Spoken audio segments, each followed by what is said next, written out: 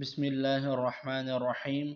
الدعاء هو العبادہ، دعا عبادت ہے۔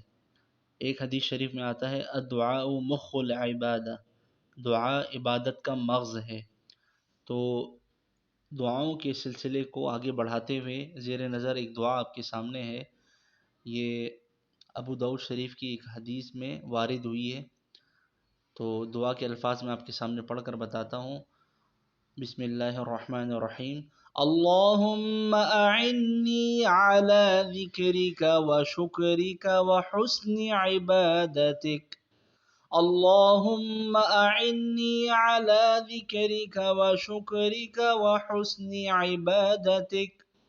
ترجمہ سماعت فرمائیے۔ اے اللہ میری مدد فرما تجھے یاد کرنے میں، تیرا شکر ادا کرنے میں اور احسن طریقے سے تیری عبادت کرنے میں۔